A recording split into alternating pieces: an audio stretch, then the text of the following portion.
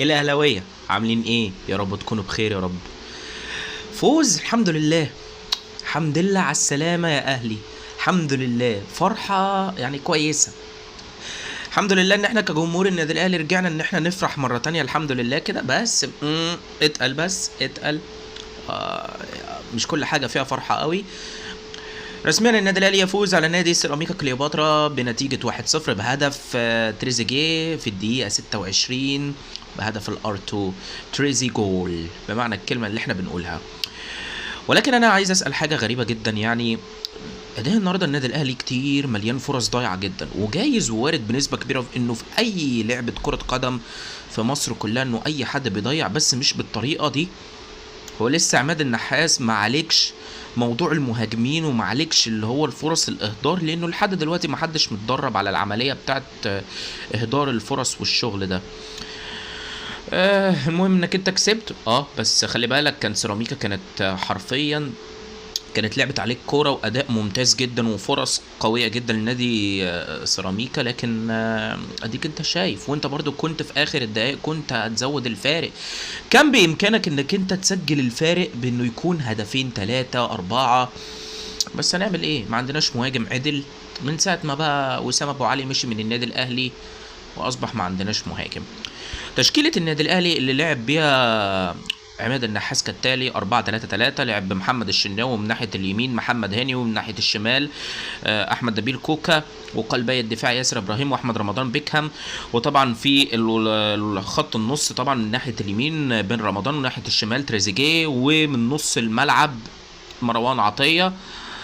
وطبعا عندك في الهجوم من ناحيه اليمين طاهر محمد طاهر، ومن ناحيه الشمال اشرف بن شرقي، وراس الحرب محمد شريف. حاجة غريبة جدا وفي منتهى الغرابة جدا، النهاردة كل واحد وليه تقييمه في اللعب وليه في الأداء. طاهر محمد طاهر هو واحد بيدي اسيستات، ولكن في بقى عندك جراديشار اللي يعني من أول ما أنت جبته كان أداء كويس، مش ما تعرفش في ايه.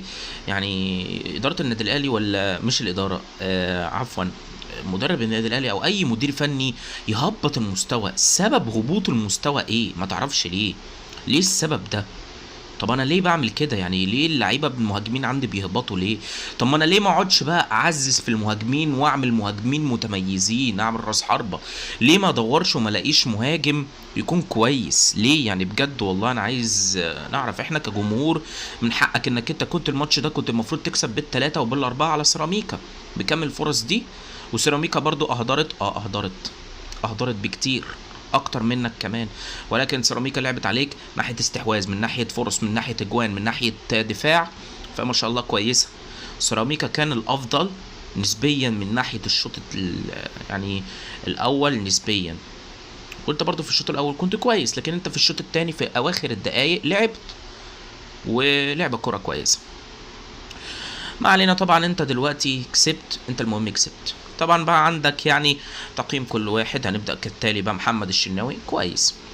محمد الشناوي حافظ على شباكه المرة دي والحمد لله، ربنا يهديه ويا رب يفضل على طول كده كويس.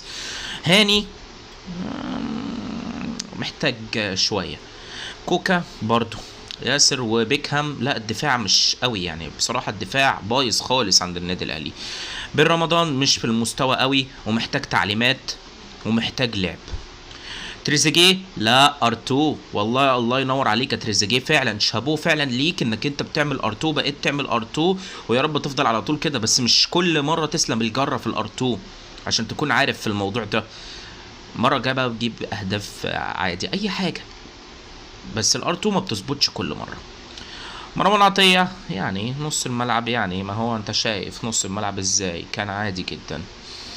وطاهر محمد طاهر بيدي اسيستات، ويجي لك بقى واحد زي جراديشار ولا محمد شريف يضيع. بن شرقي لا بن شرقي كويس، بن شرقي لعبه ممتاز من ناحيه جناح الشمال. ان شاء الله كده يوم الثلاث اللي جاي الاهلي هيواجه نادي حرس الحدود باستاد الكليه الحربيه، هيعتبر على ارض حرس الحدود. هيعتبر حرس الحدود يلبس الاحمر طبعا زيه الاساسي، والاهلي هيرتدي الاسود او الازرق بقى على حسب ما احنا نشوف.